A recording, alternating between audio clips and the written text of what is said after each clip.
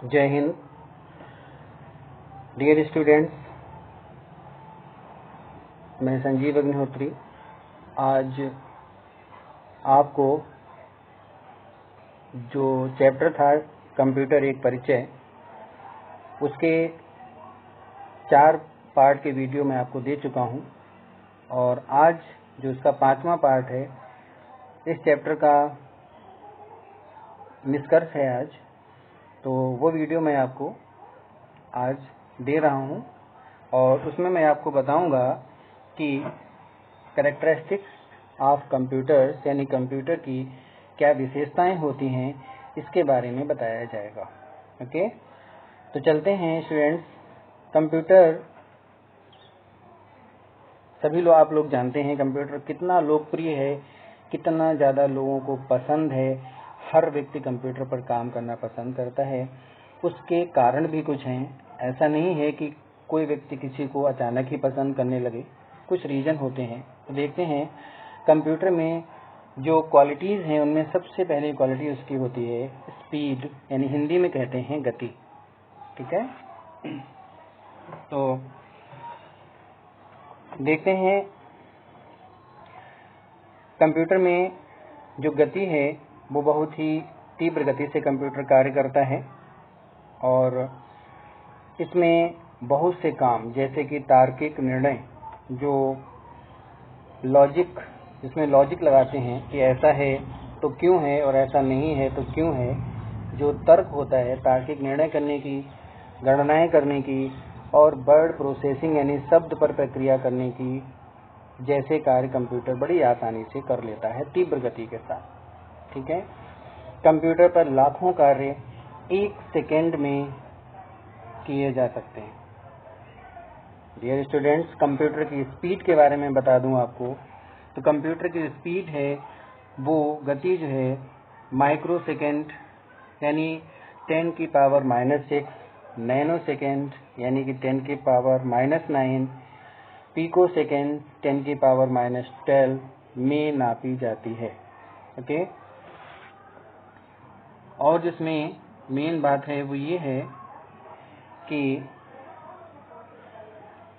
Computer की गति इतनी तीव्र है कि एक सुपर कंप्यूटर, ठीक है, सुपर कंप्यूटर मैंने आपको पढ़ाया था, इससे पहले वाले वीडियो में बताया था कि जो कंप्यूटर्स हैं आकार के आधार पर कंप्यूटर 4 प्रकार के होते हैं। उसमें सबसे पावरफुल सुपर कंप्यूटर होता है। जो सुपर कंप्यूटर जो होता है वो संसार भर के व्यक्तियों में के नाम में से किसी एक आदमी का नाम 5 मिनट में ढूंढ सकता है। यानी 5 मिनट आपको ज़्यादा लग रहे होंगे, लेकिन संसार भी तो कितना बड़ा है। यानी सुपर कंप्यूटर की इतनी पावर होती है कि वो 5 मिनट में संसार में जितने भी व्यक्ति हैं उनमें से किसी एक आदमी का नाम 5 मिनट में वो ढूंढ सकता है।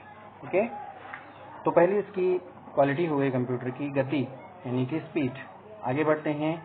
नंबर 2 आया है स्वचालन, इंग्लिश में कहते हैं ऑटोमेशन। ओके, कंप्यूटर की अगली विशेषता क्या है? कंप्यूटर स्वचालित मशीन है, अर्थात अगर कोई कार्य कंप्यूटर द्वारा शुरू किया जाता है तो कंप्यूटर उसे तब तक उस कार्य को करता है जब तक कि वो उसे पूरा ना कर ले। ठीक है, लेकिन कंप्यूटर में जो कार्य होते हैं वो अपने आप प्रारंभ नहीं हो सकते।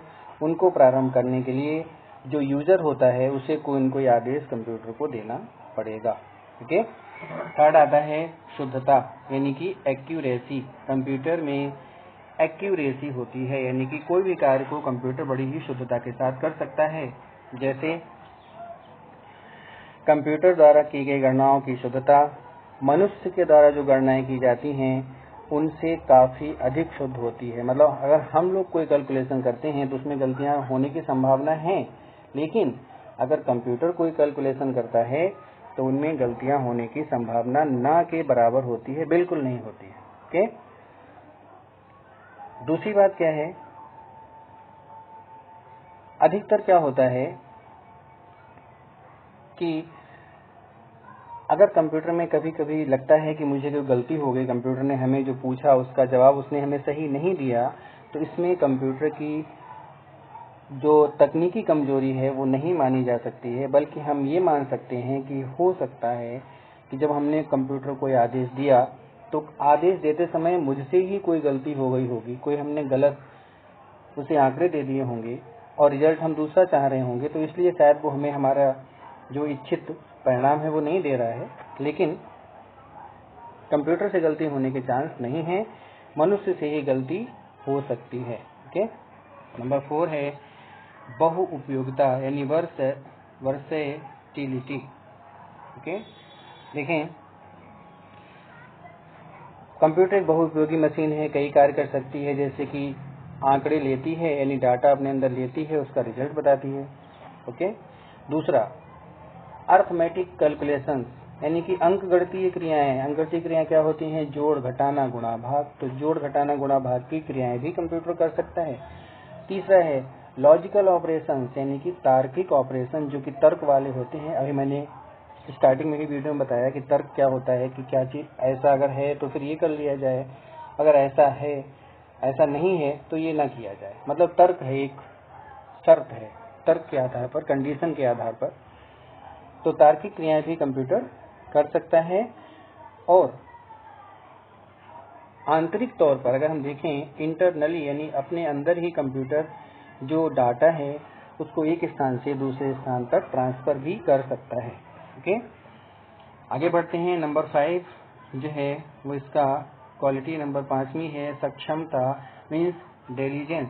सबसे बढ़िया क्वालिटी है कंप्यूटर की। कंप्यूटर जो है किसी भी कार्य को बहुत ही शुद्धता के साथ करता है।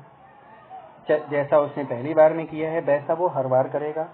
ऐसा नहीं है कि कंप्यूटर ने पहली बार काम किया तो वो थका नहीं था इसलिए उसने अच्छा काम कर दिया, दूसरी बार उससे काम दिया गया, 10वीं बार दिया गया तो वो काम गलत कर दिया क्योंकि वो थक चुका है। नहीं, कंप्यूटर एक मशीन है, वो मनुष्य नहीं है। और मनुष्य नहीं है इसलिए न तो उसे भूख लगती है, न उसे प्यास लगती है, न उसे थकान लगती है, न वो ऊबता है किसी काम करने से। इसलिए कंप्यूटर में सक्षमता मनुष्य से ज्यादा है और कई घंटे बिना रुके कंप्यूटर काम कर सकता है। देखा होगा आप लोगों ने, बैंक्स हैं, रेलवे स्टेशन हैं, कंप्यूटर 24 आवर्स ऑन रहते हैं, 24 आवर्स वही काम करते हैं, उनमें थकान नहीं होती है। उनकी क्षमता मनुष्य की क्षमता से ज्यादा होती है। ओके,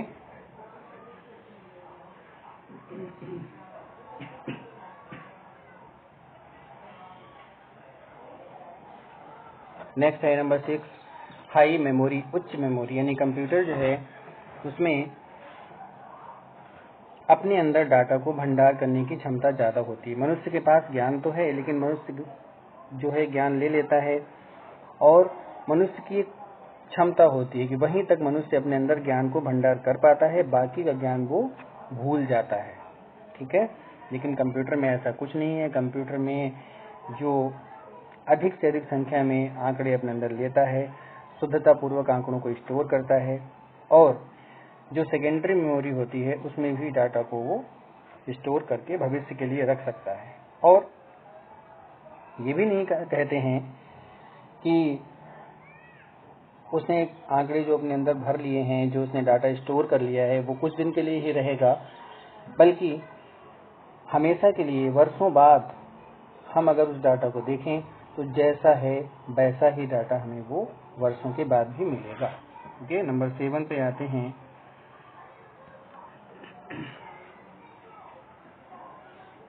विश्वसनीयता यानी कि रिलायबिलिटी।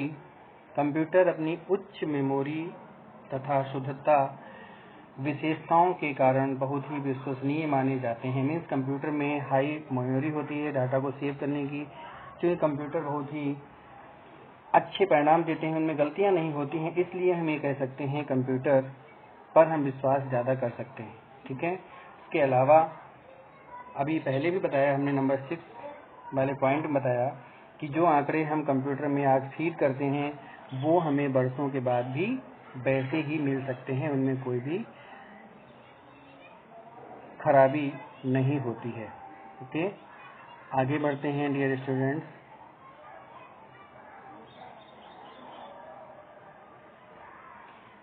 अगला है बुद्धिमत्ता की कमी। डियर स्टूडेंट्स, ये कंप्यूटर की देखा जाए तो एक कमी है, ये उसका गुण नहीं है, लेकिन अगर कमी है तो उसको ही बताना आवश्यक है। नो इंटेलिजेंस, कंप्यूटर में अपनी कोई बुद्धिमानी नहीं है, ठीक है। न ये कुछ सोच सकता है और न ये अपने आप में कुछ कर सकता है। केवल ये काम तभी करेगा जब मनुष्य चाहता, मतलब अगर हम चाहते हैं उससे ये काम करवा लें, उसको हम ऑर्डर दें, उसको हम आदेश दें, तब कंप्यूटर हमारे आदेश पर काम कर सकता है। और उसके अंदर अपनी कोई समझ नहीं होती, अपनी कोई बुद्धि नहीं होती है, अपने आप वो निर्णय नहीं ले सकता है, ठीक है। तो ये कंप्यूटर की एक कमी है।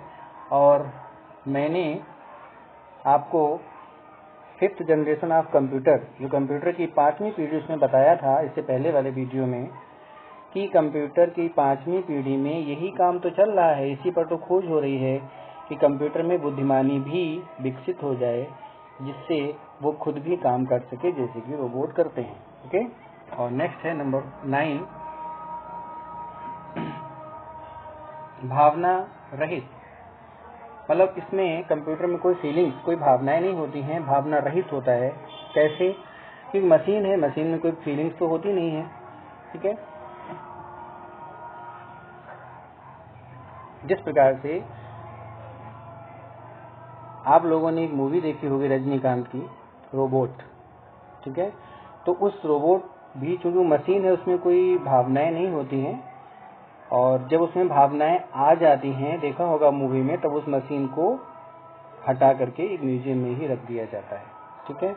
तो कंप्यूटर में, किसी भी मशीन में कोई भावनाएं मनुष्य के समान नहीं हो सकती हैं, अपने आप वो निर्णय नहीं ले सकते हैं, और कंप्यूटर काम सिर्फ वही करेगा जो हम उसे आदेश देंगे।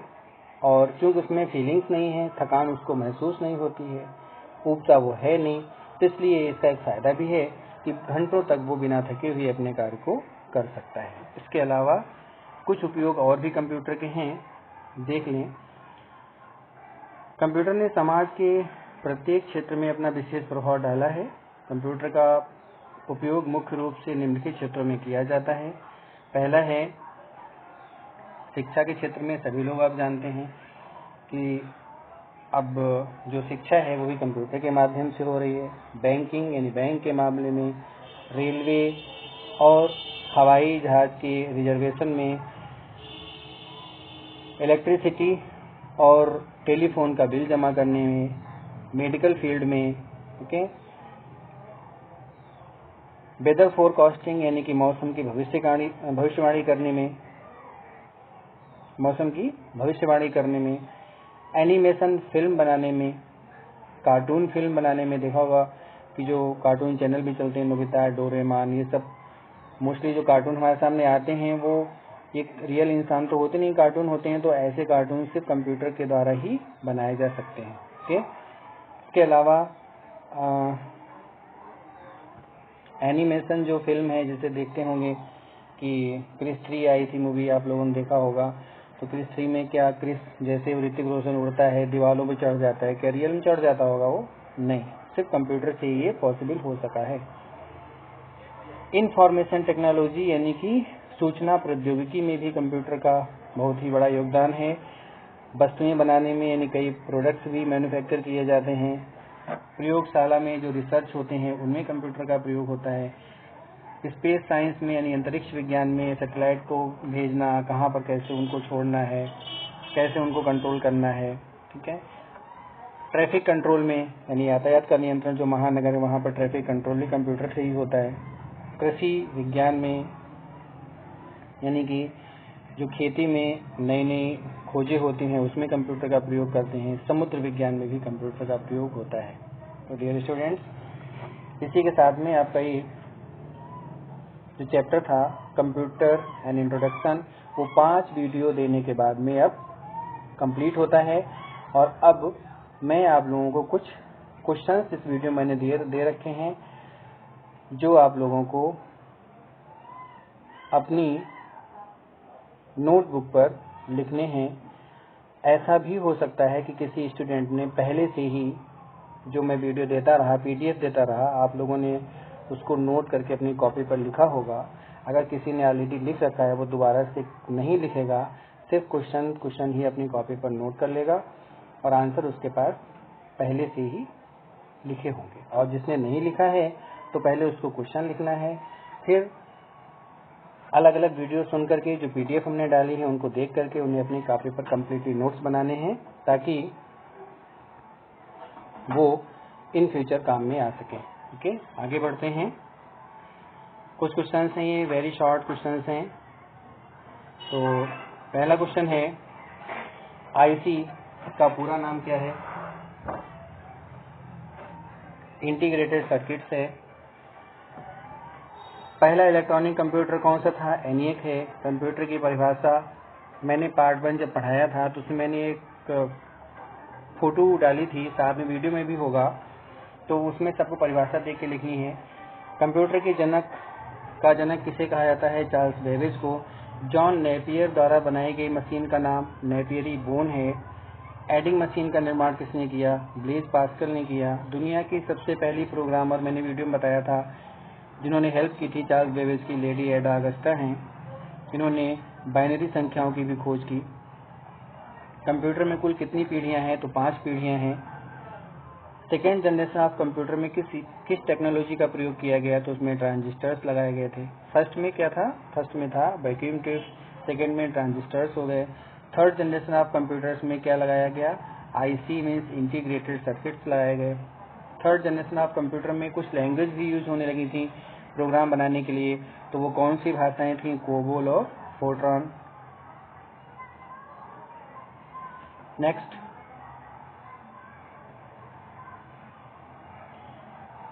एनालॉग कंप्यूटर के दो उदाहरण पूछे गए हैं।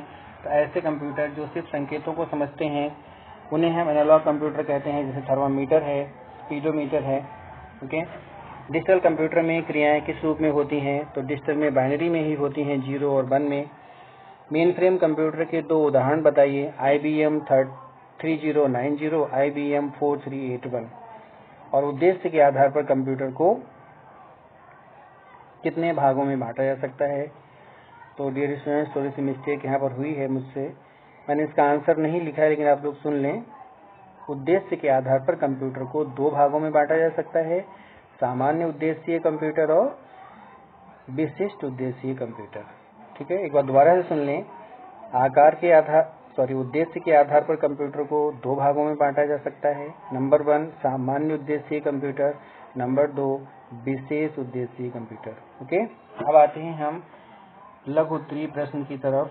तो जो लघु उत्तरीय प्रश्न हैं उनमें पहला है, कंप्यूटर क्या है? इसकी प्रमुख विशेषताओं का वर्णन कीजिए। तो कंप्यूटर क्या है, इसमें इसकी परिभाषा लिख ली जाएगी और उसकी जो विशेषताएं हैं मैंने आज वाले वीडियो में ही पढ़ाई हैं विशेषताएं, उनमें से कोई 6 विशेषताएं आपको लिख करके उसके बारे में लिख लेना है। तो ये आपका आंसर पूरा होगा। मिनी कंप्यूटर था मेन फ्रेम कंप्यूटर में, अंतर स्पष्ट कीजिए। तो जो आकार के आधार पर कंप्यूटर थे उनमें माइक्रो, मिनी, मेन फ्रेम और सुपर 4 कंप्यूटर थे। तो उसी वीडियो से आप देखेंगे, पार्ट 3 वाले वीडियो से, उसका PDF भी पढ़ा होगा। तो मिनी और मेन फ्रेम दोनों की अलग अलग हेडिंग डाल के आप उसको लिखेंगे। ओके, अबेकस का चित्र सहित वर्णन कीजिए। अबेकस के बारे में मैंने पार्ट 2 वाले वीडियो में पढ़ाया था, आप देखेंगे, उसका PDF भी पढ़ा होगा। और चित्र मैंने इसको नीचे दे रखा है, मैं आपको दिखाता हूँ। ये देखिए, मैंने इसका चित्र अबेकस का यहाँ पर दे रखा है। आप इस चित्र को भी अपनी कॉपी पर बना सकते हैं। ठीक है, ओके। तो नीचे बढ़ते हैं, फिर से जाते हैं वही क्वेश्चंस पे। ये आपका अबेकस, ओके, अबेकस। हाँ, क्वेश्चन नंबर 4 पे आते हैं अब।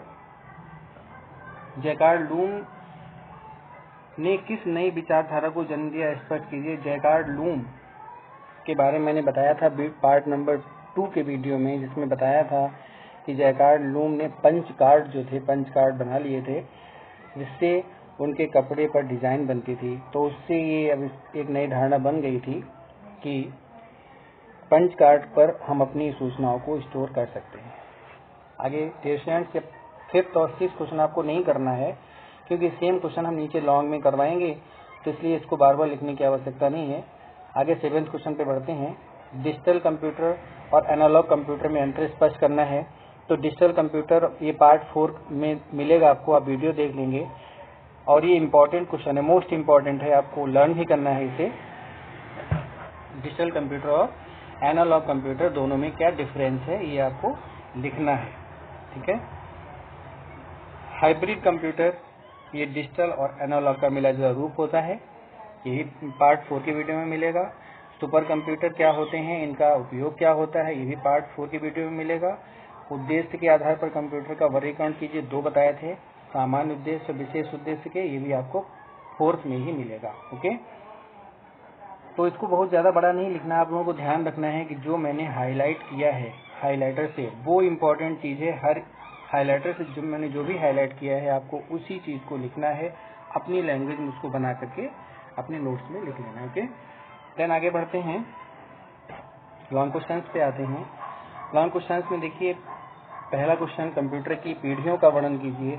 ये मोस्ट इम्पॉर्टेंट है, एग्जाम में ऐसे पूछा जाता है, कंप्यूटर के विकास की कितनी पीढ़ियां हैं, किसी एक या किन्हीं 2 पीढ़ियों का वर्णन कीजिए। तो आपको इसमें लिखना है कंप्यूटर के विकास की 5 पीढ़ियां हैं, और 5 के बारे में जो मैंने हाईलाइट किया है वो सभी बातें आपको उसमें लिख लेनी है, ठीक है। तो ये मोस्ट इम्पॉर्टेंट क्वेश्चन बनेगा आपका ये। और नंबर 2 है, चार्ल्स बेबेज ने 2 इंजन बनाए थे, डिफरेंस इंजन और एनालिटिकल इंजन, इनका वर्णन करना है। ये भी इम्पोर्टेंट क्वेश्चन है, ये पार्ट 2 के वीडियो में मिलेगा, पीडीएफ पड़ी होगी, आप देखेंगे। और थर्ड है, आकार के आधार पर कंप्यूटर का वर्गीकरण कीजिए। तो आकार के आधार पर कंप्यूटर्स जो हैं वो 4 होते हैं, माइक्रो, मिनी, मेन फ्रेम और सुपर। इन चारों कंप्यूटर्स के बारे में आपको लिखना पड़ेगा, और सभी के बारे में संक्षेप से वर्णन करना है, बहुत ज़्यादा बढ़ा चढ़ा करके नहीं लिखना है। जितना हाईलाइट किया गया है वही मेन पॉइंट है, और वही आपको अपनी कॉपी पर नोट्स के रूप में लिखने हैं। बाकी question number 4, question number 5, question number 6 ये नहीं करने हैं, क्योंकि इनका आंसर ऊपर वाले क्वेश्चंस में कहीं ना कहीं आ चुका है। ओके, तो डियर स्टूडेंट्स, ये आपका चैप्टर कंप्यूटर एक परिचय कंप्लीट हुआ है। नेक्स्ट चैप्टर मैं नेक्स्ट वीडियो में लेकर जाऊंगा। थैंक यू, जय हिंद।